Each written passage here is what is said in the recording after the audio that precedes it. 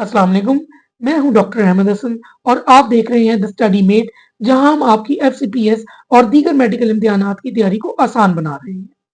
हम कई सालों से एफसीपीएस और दीगर मेडिकल इम्तिहानात की तैयारी में मदद फराहम कर रहे हैं और हमारे पेड कोर्सेज ने बेशुमार डॉक्टर्स की कामयाबी में अहम किरदार अदा किया है। हम अपनी कुछ इंतहाई अहम पेड कोर्सेज को बिल्कुल मुफ्त फराहम कर रहे हैं, ताकि हर तालिब इल्म को मेयारी तालीम का यकसा मौका मिले। ये इल्म सबका हक है और स्टडी मेट आपके साथ है। लेकिन याद रखें, अगर आपने अभी तक हमारा चैनल सब्सक्राइब नहीं किया तो फौरन करें, ताकि आपको हमारी तमाम नई वीडियोस बर वक्त मिलती रहें। और हाँ, बेल आइकन दबाएं ताकि किसी भी लेक्चर की अपडेट आपसे मिस ना हो। चलें, आज के लेक्चर का आगाज करते हैं।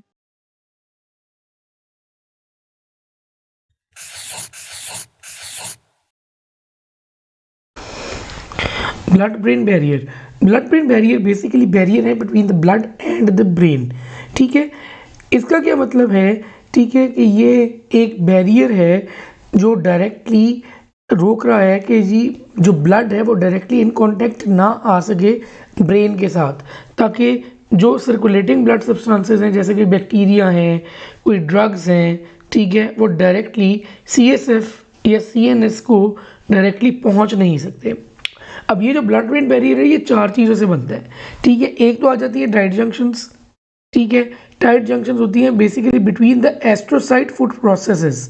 ठीक है, तो astrocyte food processes, tight junctions. Number 3 pericytes and number 4 the basement membrane. ठीक है, ये चार चीज़ें मिलके ब्लड ब्रेन बैरियर बना रही हैं। ठीक है, दोबारा से, astrocyte food processes, tight junctions, pericytes and the basement membrane. ठीक है, अब जो आपके जितने भी हैं लिपिड सॉल्युबल सब्सटेंसेस, ठीक है, वो तो इजीली क्रॉस कर जाते हैं ये ब्लड ब्रेन बैरियर। ठीक है, लेकिन जो आपके लिपिड सॉल्युबल सब्सटेंसेस नहीं है, फॉर एग्जांपल ग्लूकोज हो गया, ये अमाइनो एसिड्स हो गए, ठीक है, वो स्लोली क्रॉस करते हैं by carrier mediated transport mechanism. ठीक है, यानी कि जो वाटर सॉल्युबल चीज़ें होंगी they will require a carrier to cross this blood brain barrier. ठीक है, जो लिपिड सॉल्युबल होते हैं वो तो बहुत आराम से क्रॉस कर जाते हैं। ठीक है, अब एक और चीज़ जो आपको पता होनी चाहिए वो ये है कि बेसिकली दो जगह हैं जहाँ पे blood brain barrier normally present ही नहीं होता। एक है एरिया पोस्ट्रीमा और एक है ओवीएलटी। ठीक है, तो ये तो दो जगह है ना, ठीक है, यहाँ पे ब्लड ब्रेन बैरियर ऑलरेडी शुरू में ही मौजूद होता ही नहीं है, जिसकी वजह से यहाँ पे डायरेक्टली आपका ब्रेन इन कांटेक्ट आ सकता है विद द ब्लड। ठीक है, तो एरिया पोस्ट्रीमा एक ऐसा एरिया है जहाँ से आपकी वॉमिटिंग शुरू हो जाती है आफ्टर कीमोथेरेपी। जो कीमो के ड्रग्स हैं उनकी वजह से जो वॉमिटिंग होती है वो इसलिए होती है क्योंकि they are directly in contact with the brain at the level of area postrema, जिसकी वजह से वॉमिटिंग होती है। एक तो ये चीज़ याद रखनी है। दूसरी जगह जहाँ पे ब्लड ब्रेन बैरियर नॉर्मली मौजूद नहीं होता, ठीक है, दैट इज़ ओवीएलटी। ओवीएलटी है organum vasculosum laminae terminalis. Organum vasculosum laminae terminalis. ठीक है, ये बेसिकली आपकी ऑस्मोटिक सेंसिंग यहाँ पे होती है। ऑस्मो रिसेप्टर्स होते हैं जैसे कि आपके हाइपोथैलेमस वगैरह में होते हैं ना, तो ऑस्मो रिसेप्टर्स यहाँ पे होते हैं। ठीक है, और ये बेसिकली अलाउ करता है न्यूरोसिक्रेटरी प्रोडक्ट्स को टू एंटर द सर्कुलेशन, यानी कि जो आपके न्यूरोसिक्रेटरी प्रोडक्ट्स ब्रेन की तरफ से रिलीज़ हुए हैं, ठीक है, जैसे कि आपका एडीएच रिलीज होता है, ठीक है, तो वो फिर यहाँ से ही एंटर होता है इन द सर्कुलेशन। ठीक है, एक इसने ऑस्मो रिसेप्टर्स यहाँ पे होंगे और दूसरा ये एक जगह है जहाँ से न्यूरोसिक्रेटरी प्रोडक्ट्स आपके ब्लड में शामिल होंगे। ठीक है, अब दो चीज़ें आपने याद रखनी है, ठीक है, कि अगर किसी भी वजह से ब्लड ब्रेन बैरियर जो है ना वो डिसरप्ट होता है तो आपका यहाँ पे वेजोजेनिक एडीमा हो जाता है, जिसमें एक्सट्रावेजेशन और एक्स्ट्रा सेलुलर एक्यूमुलेशन होती है फ्लूइड की। extravasation and extracellular accumulation of fluid into the cerebral parenchyma। ठीक है, अगर ब्लड ब्रेन बैरियर डिसरप्ट होता है तो वेसोजेनिक एडीमा हो जाएगा। एक तो ये चीज़ ये याद रखनी है। अब डिसरप्शन जो है उसकी रीजंस पता होनी चाहिए आपको, जैसे स्ट्रोक वगैरह हो गई, या फिर ड्रग्स जिसमें आपने मैनेटॉल याद रखना है। मैनेटॉल जो है वो बेसिकली आपका डिसरप्ट कर रहा होता है ब्लड ब्रेन बैरियर, ठीक है, जिसकी वजह से परमिएबिलिटी ऑफ मेडिकेशंस फिर बढ़ जाती है। ठीक है, तो ये है आपका ब्लड ब्रेन बैरियर। 4 चीज़ों से बनता है, 2 जगह पे मौजूद नहीं होता। डिसरप्ट होता है तो वेसोजेनिक एडीमा होता है, और स्ट्रोक और मैनेटॉल की वजह से डिसरप्ट होता है। ठीक है, जो मैनेटॉल है। अगला टॉपिक जो है जो हमने करना है that is cranial nerve and vessel pathways. अच्छा, ये टॉपिक बज़ाहिर तो बहुत आसान है, लेकिन लोग इसको भी भूल जाते हैं और गलतियाँ करते हैं।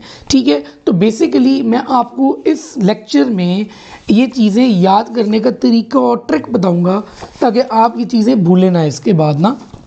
ठीक है, अगर आप इसको सही तरीके से समझ लेंगे, ठीक है, याद करने का तरीका आपको आ जाएगा, then you will be able to recollect it और याद रह सकेगी आपको ये इन द एग्ज़ाम टू।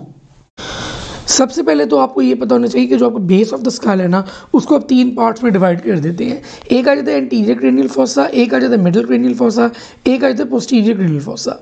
अब याद ये रखना है, एंटीरियर क्रेनियल फोसा में सिर्फ एक चीज़ है जहाँ से जो है ना आपकी जो है ना नर्व गुजर रही है। ठीक है, आपने 1 से लेके आपको पता है 12 तक आपकी क्रेनियल नर्व्स है, उसी ऑर्डर में चलेंगे हम। ठीक है, एंटीरियर क्रेनियल फोसा में आपकी आ जाती है क्रिब्रिफॉर्म प्लेट। अब ये जो आपकी क्रिब्रिफॉर्म प्लेट होती है ना, ठीक है, ये बेसिकली आपके नाक के लेवल पे होती है एथमॉइड में। एथमॉइड में क्रिब्रिफॉर्म प्लेट होती है नाक के लेवल पे। अब नाक के लेवल पे होती है तो आपको इसी से अंदाज़ा होना चाहिए कि यहाँ से कौन सी नर्व गुजरेगी, cranial nerve 1, that is also called as the olfactory nerve. ठीक है, ऑल्फैक्टरी नर्व जो है वो आपकी स्मेल के लिए होती है। ठीक है, और इसमें जो चीज़ याद रखनी है, ठीक है, कि अगर क्रिब्रिफॉर्म प्लेट में कुछ होता है, इस ऑल्फैक्टरी नर्व को कुछ होता है, यहाँ पे कोई फ्रैक्चर होता है, कोई डैमेज होता है, ठीक है, तो आपकी स्मेल जाएगी। ठीक है, सेंस ऑफ स्मेल डैमेज होगी। और एक चीज़ और याद रखनी है यहाँ पे, ठीक है, कि स्मेल या olfaction is the only sensation that is without any thalamic relay to cortex. ये मतलब कि थैलेमस से होकर कॉर्टेक्स में नहीं जा रही, ये याद रखने वाली चीज़ है। फिर आ जाता है आपका मिडिल क्रेनियल फोसा। अब मिडिल क्रेनियल फोसा में, ठीक है, आपने याद रखना है कि 1 तो आपकी ऊपर होगी ना क्रेनियल नर्व, अब अगली आती है 2, नाक के साथ आपकी आंखें आती है। ठीक है, तो आपने यहाँ पे रखना है याद कि सबसे पहले ऑप्टिक केनाल आएगा। ऑप्टिक केनाल में से आपकी cranial nerve 2 that is the optic nerve. ठीक है, अगर ये डैमेज होती है तो आपकी साइट या विजन डैमेज होगी, और साथ उसके ऑफ्थेल्मिक आर्टरी, आई को सप्लाई करने वाली आर्टरी भी ऑप्टिक केनाल में से ही जा रही है।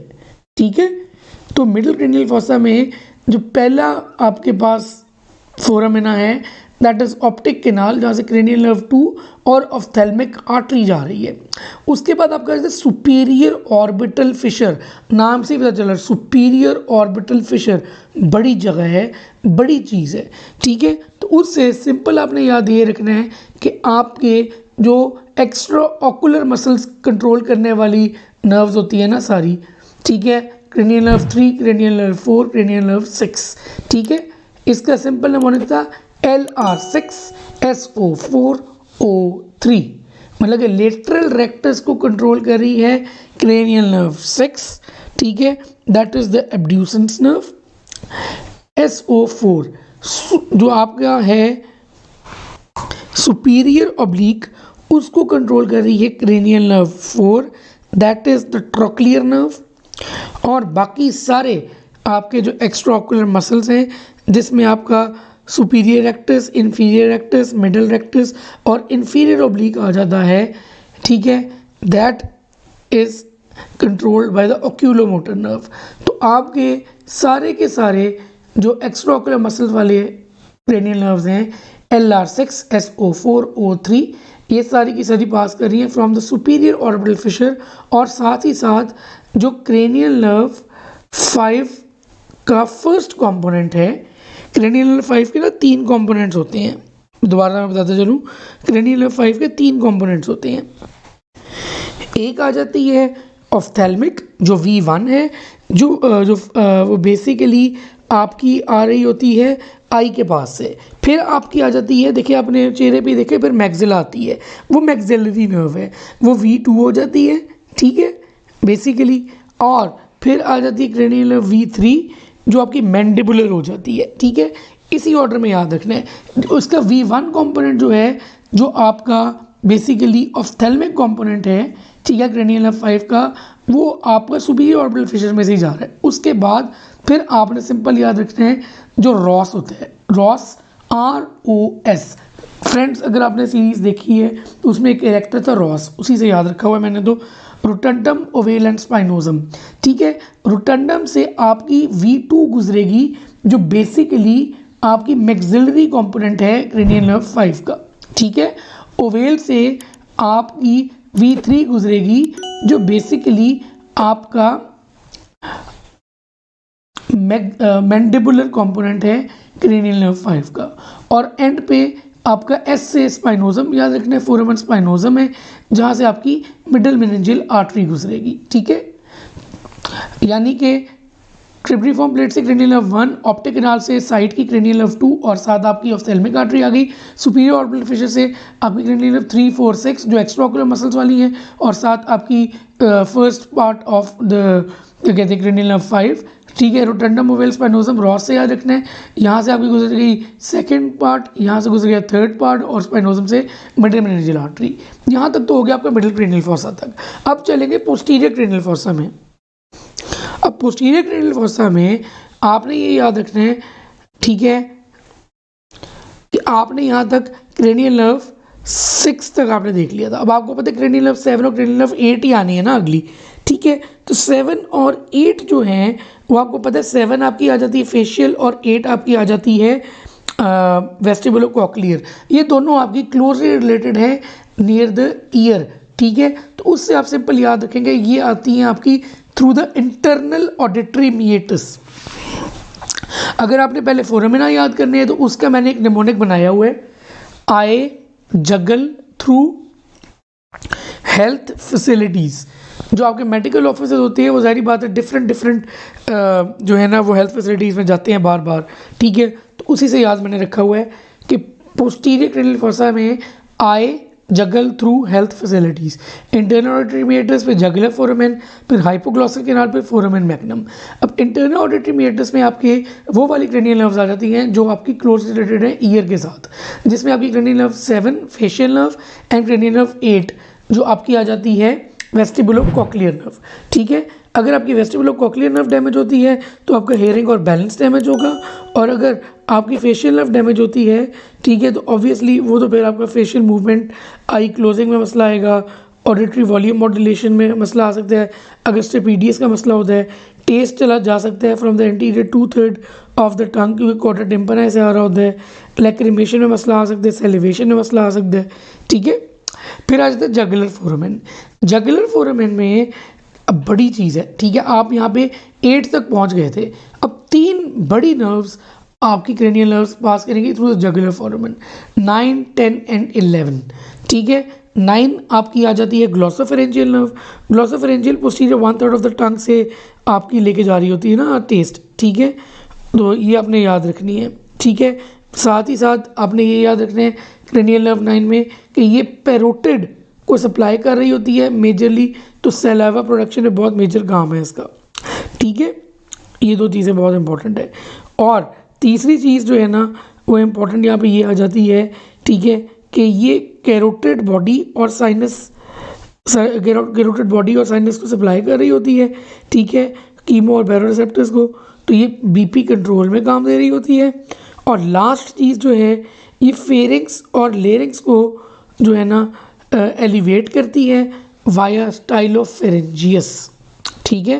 तो क्रेनियल नर्व 9 एक टेस्ट आ गया, from the posterior 1/3, number 2 swallowing and salivation आ गया, नंबर 3 ब्लड प्रेशर कंट्रोल आ गया, और नंबर 4 फेरिंग्स और लेरिंग्स की एलिवेशन है वाया स्टाइलोफेरेंजियस। क्रेनियल नर्व 9 की ये चीज़ें याद रखनी है। 10 वेगस नर्व है। वेगस नर्व में तो आपको पता है इसने टेस्ट लेके जाना है सुप्राग्लॉटिक रीजन से, इसे स्वॉलिंग में भी काम देना होता है, इसे सॉफ्ट पैलेट को भी सप्लाई करना होता है जहाँ पे वो उसको एलिवेट करती है। ठीक है, इसमें जो चीज़ इंपॉर्टेंट है ना वेगस में, वो याद रखने वाली है कि अगर आपकी वेगस डैमेज होती है तो निमोनिक है UHS, यूवुला हेल्दी साइड पे जाएगा। यानी कि अगर आपकी लेफ्ट साइड की वेगस डैमेज है तो uvula will be deviated towards the right side, uvula towards the healthy side UHS। ठीक है, फिर आ जाती है आपके पास क्रेनियल नर्व 11। ठीक है, जगह फॉर्मेट में 3 थी ना, 9, 10 एंड 11। 11 आपकी आ जाती है basically accessory nerve. Accessory nerve basically आपकी सप्लाई कर रही होती है स्टेर्नोक्लीडोमास्टॉइड और ट्रेपीजियस को। ठीक है, तो ये श्रगिंग ऑफ शोल्डर्स में हेल्प कर रही होती है। अगर आपकी ये डैमेज होती है एसेसरी नर्व तो आप अपने शोल्डर्स श्रग नहीं कर सकते। ठीक है, उसके बाद आए जगल थ्रू हेल्थ फैसिलिटीज़। ठीक है, अब आपने क्रेनियल नर्व 11 तक तो पहुंच गए हैं। अब आखिरी जो है ना एक हाइपोग्लॉसल केनाल है, क्रेनियल नर्व 12 यहाँ से गुजरेगी, उसके नाम से पता चल रहा है हाइपोग्लॉसल नर्व है। ठीक है, और ये टंग मूवमेंट में काम देती है। अगर आपकी क्रेनियल नर्व 12 डैमेज हुई है किसी भी वजह से, ठीक है, तो आपने याद ये रखना है कि टंग हमेशा जो है वो डिजीज्ड साइड की तरफ जाती है, कि अगर आपकी राइट साइड की हाइपोग्लॉसल नर्व डैमेज है तो टंग भी राइट साइड को ही डिविएट करेगी। अगर आपकी लेफ्ट साइड की हाइपोग्लॉसल नर्व डैमेज है तो टंग भी लेफ्ट साइड को ही डिविएट करेगी। ठीक है, और फिर आखिरी चीज़ आपका फोरामन मैग्नम। फोरामन मैग्नम में से ब्रेन स्टेम जा रही होती है। तो अगर मैं इसको स्पीड से रिव्यू करूँ कि क्या क्या चीज़ कहाँ से गुजर रही है, एंटीरियर मिडल और पोस्टीरियर क्रेनियल फॉसा हो गया, एंटीरियर में क्रिब्रिफॉर्म प्लेट है जैसे क्रेनियल नर्व 1 जा रही है, मिडल में आपकी पहले ऑप्टिक कैनाल रहता है क्रेनियल नर्व 2 और साथ ऑफ्थेल्मिक आर्टरी आ जाती है। ठीक है, उसके बाद आपके पास आ जाता है सुपीरियर ऑर्बिटल फिशर जहाँ से आपकी एक्स्ट्राऑक्युलर मसल्स वाली LR6 SO4 O3 और साथ 5 का फर्स्ट कंपोनेंट जा रहा है। फिर रॉस आ जाता है, रोटंडम से 5 का सेकेंड, ओवेल से 5 का थर्ड, स्पाइनोजम से आपकी मिडिल मेनिंजियल आर्टरी। फिर आ जाता है पोस्टीरियर क्रेनियल फॉसा, उसके निमोनिक अपने क्या याद रखना है, आए जगल through health facilities. Internal auditory meatus में आपकी क्रेनियल नर्व 7, 8 आ जाती हैं जो ईयर के साथ एसोसिएटेड है। जगलर से आपकी 3 मेजर आ जाती हैं, 9, 10 एंड 11। हाइपोग्लॉसल से आपका हाइपोग्लॉसल आपको याद रह जाएगा, और फोरामन मैग्नम से आपकी ब्रेन स्टेम। ठीक है, so these were cranial nerve. इसमें बेसिकली आपको जो मैं चीज़ें पढ़ाऊँगा, एक होती है इसकी अपर मोटर न्यूरॉन लीजन, एक होती है लोअर मोटर न्यूरॉन लीजन। ठीक है, और इसके डिफरेंट जो है ना वो एस्पेक्ट्स होते हैं जो आपको पता होने चाहिए। तो ये मैं आपको थोड़ी सी डिटेल में पढ़ाऊँगा ताकि आपको ये पता हो। ये आ जाता है, CBSE वाले पूछते हैं ये अक्सर। ठीक है, तो ये आपको अच्छे तरीके से आना चाहिए टॉपिक। पहले तो ओवरऑल देख लेना कि फेशियल नर्व नॉर्मली क्या क्या करवाती है। एक तो रिंकलिंग करवाती है फोरहेड की, दूसरा आई शट करवाती है। ठीक है, तीसरा नॉस्ट्रल्स फ्लेम करवाती है, और ये जो है ना आपकी बेसिकली जो नेजोलेबियल फोल्ड है वो बनवाती है। चौथा स्माइल करवाती है और विसल करवाती है। ठीक है, ये कुछ फंक्शंस हैं आपकी फेशियल नर्व के ओवरऑल। अब फेशियल नर्व जो है आपको मैंने बताया कि कोई भी मोटर चीज़ है, ठीक है, तो मोटर सिस्टम में आपको मैंने बताया एक अपर मोटर न्यूरॉन होता है, एक लोअर मोटर न्यूरॉन होता है, ये तो आपको पता था। ठीक है, अब फेशियल नर्व में जो इंपॉर्टेंट तरीन चीज़ है वो ये है कि फेस को 2 हिस्सों में डिवाइड किया हुआ है हमने, एक अपर फेस है, एक लोअर फेस है। ठीक है, अच्छा, अगली चीज़ जो आपको पता होनी चाहिए वो क्या है, अब जो कि अपर फेस है, ठीक है, वो सप्लाई हो रहा होता है दोनों साइडों से। ठीक है, दोनों साइडों से अपर फेस सप्लाई हो रहा है, राइट भी और लेफ्ट भी। जो लोअर फेस है, ठीक है, जो लोअर डिवीजन ऑफ फेस है वो सप्लाई हो रही होती है सिर्फ और सिर्फ कॉन्ट्रालैटरल साइड से, ये आप देख सकते हैं। ठीक है, तो इसको अगर आपने एक टिप याद रखनी है तो आप ये याद रख सकते हैं कि अपर मोटर न्यूरॉन लीजन अगर होती है ना, ये देखें अपर मोटर न्यूरॉन लीजन हुई है तो फिर क्या होगा कि अपर फेस जो है वो काम करता रहेगा क्योंकि उसकी डुअल सप्लाई है। सिर्फ और सिर्फ लोअर फेस जाएगा, सिर्फ और सिर्फ लोअर फेस जाएगा तो क्या होगा कि आपका drooping of angle of mouth हो जाएगा, नेजोलेबियल फोल्ड चली जाएगी कॉन्ट्रालैटरल साइड की, ठीक है दूसरी साइड ही है ना, कॉन्ट्रालैटरल साइड की नेजोलेबियल फोल्ड चली गई, ड्रूपिंग ऑफ हो गई आपकी एंगल ऑफ माउथ, ठीक है। साथ ही साथ ये आपके सिर्फ लोअर फेस पे अफेक्ट आया है अगर अपर मोटर न्यूरॉन लीजन है, ठीक है। अगर लोअर मोटर न्यूरॉन लीजन है तो इप्सिलैटरली उसी साइड की मसला होगा। एक तो ये याद रख लें और दूसरी चीज़ ये याद रख लें, मैंने तो इसको इस तरह याद रखा हुआ है कि लोअर मोटर न्यूरॉन लीजन है तो लो जी अब काम खराब हो गया है, लो जी अब काम खराब हो गया है, ठीक है। तो सब कुछ उड़ गया उस तरफ का, ठीक है। इप्सिलैटरल काम खराब हो रहा है, इप्सिलैटरली, ठीक है। आई शट नहीं कर सकोगे, रिंकल नहीं कर सकोगे, नेजोलेबियल फोल्ड उड़ जाएगी और जो है वो एंगल ऑफ माउथ गिर जाएगा। सिंपल है, कोई मुश्किल काम नहीं है।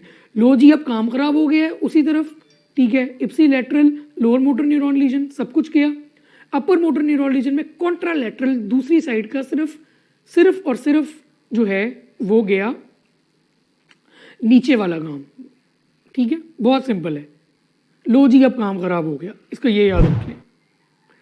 वही वाली बात है, अपर मोटर न्यूरॉन लीजन में डिस्ट्रक्शन ऑफ मोटर कॉर्टेक्स या connection between motor cortex and facial nucleus in pons leads to contralateral paralysis of lower muscles, ठीक है। फोरहेड इज स्पेयर्ड, ये ऊपर वाली चीज बच गई ना। और लोअर मोटर न्यूरॉन लीजन में डिस्ट्रक्शन ऑफ फेशियल न्यूक्लियस और cranial nerve 7 anywhere along its course leads to ipsilateral उसी साइड पे paralysis of upper and lower, लो जी अब काम खराब हो गया हर तरफ। फेशियल एक्सप्रेशन, ठीक है। हाइपरएकुसिस तो सारी बात फिर होगी, नर्व टू स्टेपिडियस जो है वो है ही फेशियल नर्व का पार्ट, ठीक है। बाकी इंपॉर्टेंट ये है कि इडियोपैथिक हो अगर फेशियल नर्व पाल्सी तो वो बेल्स पाल्सी कह देते हैं, ठीक है। बाकी लाइम डिजीज इसका एक बहुत मेजर कॉज है, हर्पीज सिम्प्लेक्स कॉज है, हर्पीज जूस्टर कॉज है, सार्कोइडोसिस कॉज है, ट्यूमर हो सकता है या डायबिटीज मेलाइटिस है, ठीक है। तो ये हो गई आपकी फेशियल नर्व लीजन्स।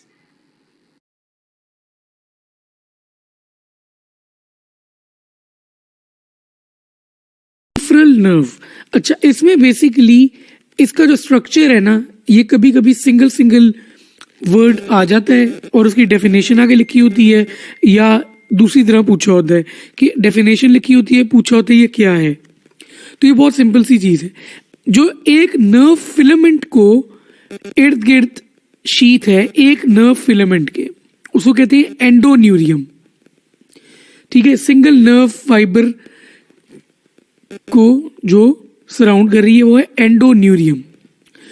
जो नर्व फिलामेंट्स के फेसिकल को, मतलब के ये छोटी छोटी जो नर्व फिलामेंट्स हैं इसके पूरे एक ग्रुप को जो सराउंड कर रही है वो है पेरिन्यूरियम, ठीक है, पेरिन्यूरियम।